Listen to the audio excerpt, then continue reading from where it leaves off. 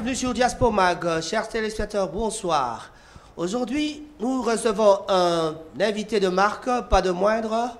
Je lui laisserai le soin de se présenter lui-même, car nous avons des sujets à développer ici sur notre émission. Notre émission s'appellera Vérité ou mensonge. Alors, sans plus tarder, je vais passer à la présentation directe de monsieur qui est juste à ma gauche. Bonsoir, monsieur. Bonsoir, monsieur le journaliste. Pouvez-vous vous présenter devant les gens pour qu'ils vous connaissent? Donc, une personne n'est plus présentée. Je suis le messager proverbe 30-30. Les amis m'appellent Salomon ou Likilik. Merci bien. Vous avez bien entendu, il s'agit bien de monsieur Salomon Likilik, qu'on appelle le messager ici à Manchester. Il est bien connu, il est combattant, il a vraiment ses idées à lui. Et on va passer à la première question. Pourquoi maintenant que la plupart des gens veulent qu'on les appelle, pasteurs avec des titres, alors que Jésus lui-même a laissé n'a pas laissé de recommandation, que je vous lis par exemple dans Matthieu 23, 8, verset 11.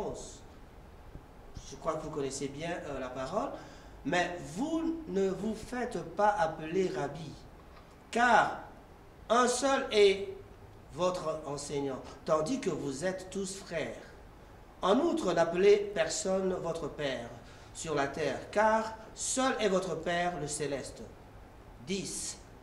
Vous ne vous faites pas non plus appeler conducteur, car un seul est votre conducteur, le Christ. Mais plus grand parmi vous, être serviteur. Donc la question, je crois que vous avez compris, j'ai essayé un peu de paraphraser avec le verset biblique. Donc pourquoi maintenant la plupart des gens veulent s'appeler avec des titres? Pasteur, apôtre, plein de titres derrière leur prénom parce qu'ils sont religieux, parce qu'ils ont une certaine catégorie de, je sais pas moi, d'opinion à émettre sur la Bible, sur la religion. Mais pourquoi ces titres? Ben, je crois que la réponse est simple. La Bible stipule que vers les temps de la fin, il y aura les gens qui vont s'auto-proclamer. Ils vont venir avec les enseignements erronés pour détruire et pour séduire. Donc nous vivons l'époque des temps de la fin. Si vous allez dans Matthieu 24, 15 à 32, vous allez voir que nous sommes dans l'époque où Jésus dit les faux pasteurs viendront. Parce que même Pierre, même André, ou les apôtres de Jésus, s'ils revenaient aujourd'hui, ils vont déchirer leurs habits parce que Paul lui-même, on ne l'appelait pas apôtre. On disait Paul, serviteur de Christ, apôtre de Jésus-Christ. Mais aujourd'hui, les gens qui courent derrière les titres, tout, ils n'ont rien à offrir. Voilà pourquoi ils se cachent derrière les titres. Et voilà pourquoi moi, j'aime pas qu'on m'appelle pasteur, j'aime qu'on m'appelle messager parce que je porte le message de Jésus-Christ.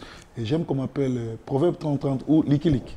Si je comprends bien, Salomon, lui, il respecte la parole en disant qu'il ne se fait pas appeler pasteur. Il préfère même qu'on l'appelle Lucky Luke. Ça, c'est peut-être nouveau pour moi, mais je savais qu'il est devenu messager depuis un certain temps.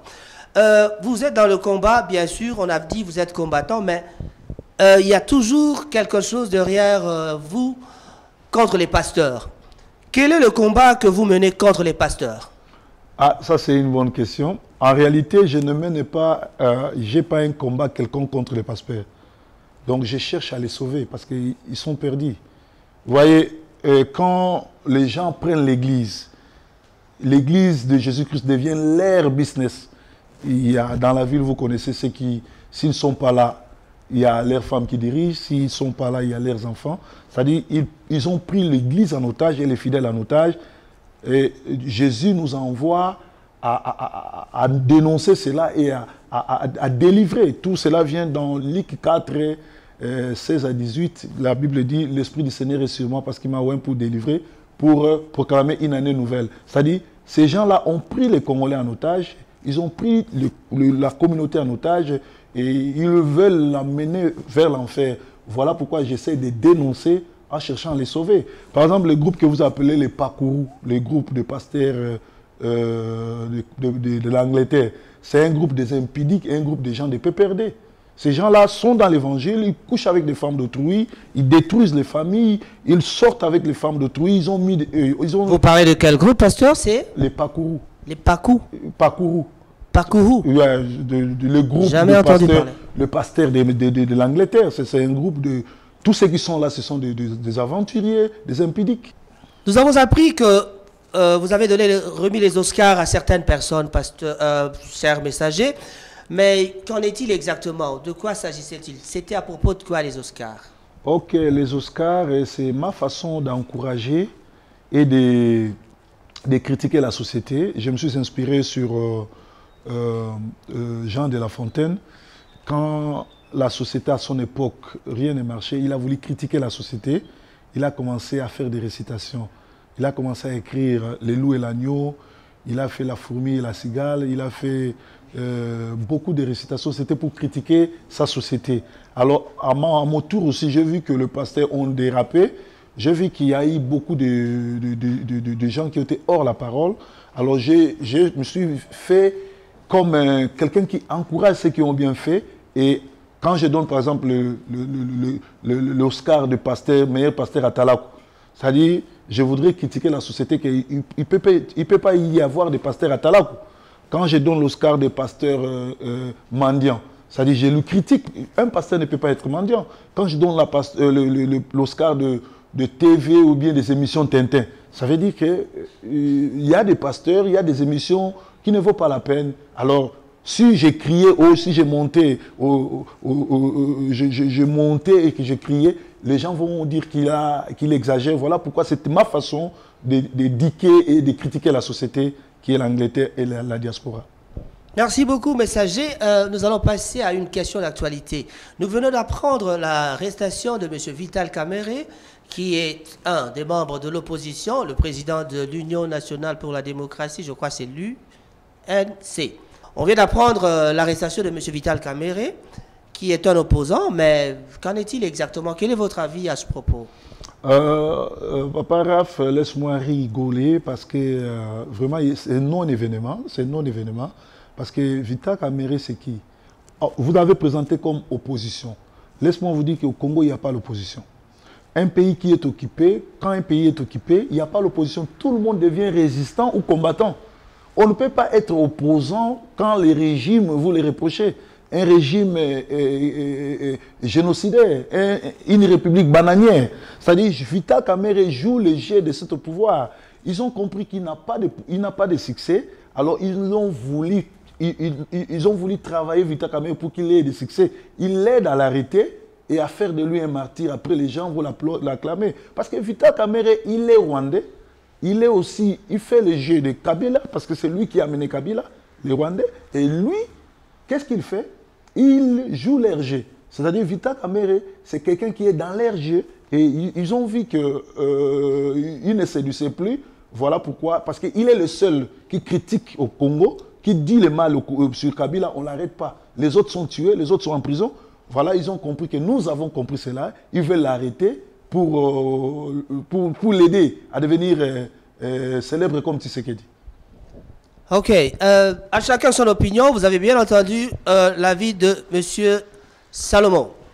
Il y a aussi une question à propos de votre ministère. On raconte que vous avez carrément échoué et c'est pour cette raison-là que vous êtes tout le temps en colère et en train d'insulter les autres pasteurs. Vous critiquez, ça veut dire que vous-même vous avez échoué. En tout cas, ça se raconte dans les rues de Manchester, dans les rues de Londres. Nous avons entendu parler de cela, que vous avez échoué vous-même. Raison de plus pour aller attaquer les autres pasteurs. Qu'en pensez-vous exactement? Et qu'est-ce qu'il y a comme principale mission dans votre ministère? Merci pour cette question. Dites que j'ai échoué, ce sont des gens qui ne connaissent pas la parole. Moi, je crois que mon ministère a atteint le sommet parce qu'aujourd'hui, je suis le maître penseur de l'Angleterre, de la diaspora. C'est-à-dire tout le monde m'imite, quoi. Ils entendent mon émission pour répondre. Et on reconnaît un homme, le ministère de quelqu'un, par rapport à son message, non par rapport au nombre. Je crois que les gens diront, tu as quel nombre? Écoutez, la Bible nous dit, là où 2 ou 3 personnes seront rassemblées, Jésus-Christ est là. Et même Josué avait dit, moi et ma famille, nous servirons l'Éternel. Donc pour moi, le nombre des gens ne compte pas, mais c'est le message qui est et l'impact du message. Moi, je connais des gens qui ont 1000 personnes, mais leurs messages ne sont pas suivis. ils sont des pasteurs connus seulement à Manchester, mais moi je suis connu universellement. Et je suis très content parce que je suis le pas de Jésus. Celui qui dit la vérité n'entraîne pas les foules. Que ce soit Jésus, que ce soit Job, que ce soit Moïse, que ce soit qui, il ne traînait pas les foules à cause de la vérité. Donc je suis très content que les gens me quittent parce que je ne leur vole pas, je n'ai pas violé, je n'ai pas sorti avec la femme d'autrui, mais ils me quittent, ils me fuient, ils fuient l'église parce que je dis la vérité, c'est une joie.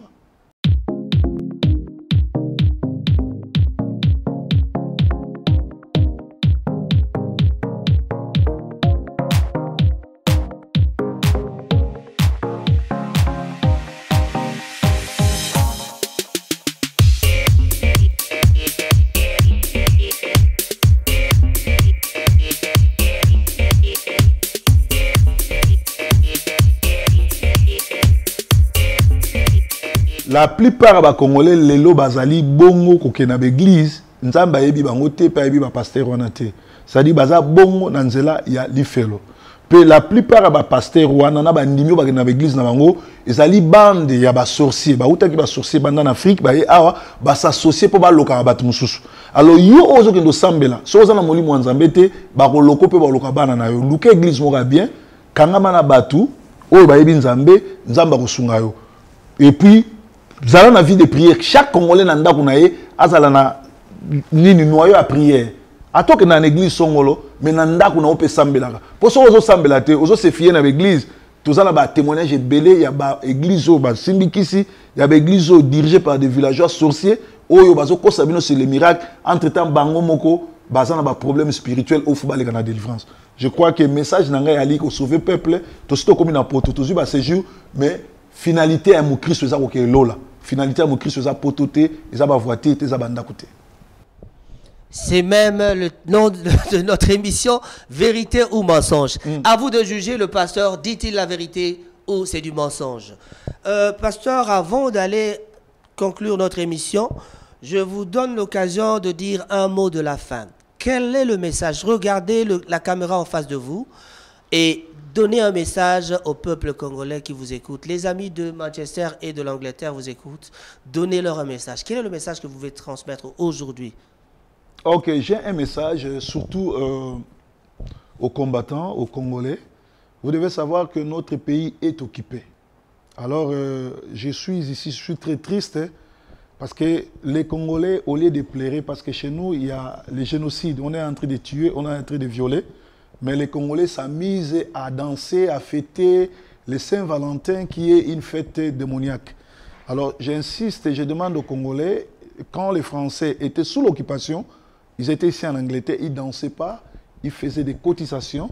Et c'est ce que les combattants devaient faire. Pour libérer les Congos, les combattants ne peuvent pas aller libérer les Congos s'ils n'ont pas Dieu. Parce que c'est Dieu qui a créé les Congos. C'est Dieu qui est le créateur, c'est lui qui est le président du Congo. Mais nous faisons une élite, nous oublions Dieu. Alors qu'est-ce qui va se passer? Au moment où Kabila est en train de se préparer ou de se succéder ou de faire passer sa femme ou son frère, nous les combattants, nous sommes en train d'être distraits. C'est-à-dire nous n'avons pas une structure, nous n'avons pas de caisse, nous n'avons pas de quoi. Aujourd'hui, on nous apprend qu'en Afrique du Sud, on est en train de malmener les Congolais. Si on avait une caisse, on pouvait descendre en Afrique du Sud pour aller libérer les Congolais qui sont arrêtés. Si on avait une caisse, on pouvait faire une révolution au Congo. Mais nous n'avons pas de caisse et les gens qui ont suturé de l'argent chez les Congolais, ils ne n'ont même pas montré là où ils ont mis ça. Alors qu'est-ce qui va se passer? En 2016, on devait avoir une personne ici de la diaspora avec l'argent pour qu'il descende au pays pour aller se présenter comme président. Et nous devions les soutenir et les lire. Mais nous ne l'avons pas fait. C'est-à-dire en 2016, il y aura tricherie et nous allons encore pleurer. Voilà ce qui va se passer au Congo parce que nous les Congolais, nous les combattants, nous sommes trop distraits.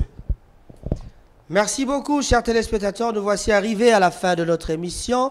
Comme je vous l'avais dit au début, c'est une première avec notre émission V ou M qui veut tout simplement dire vérité ou mensonge.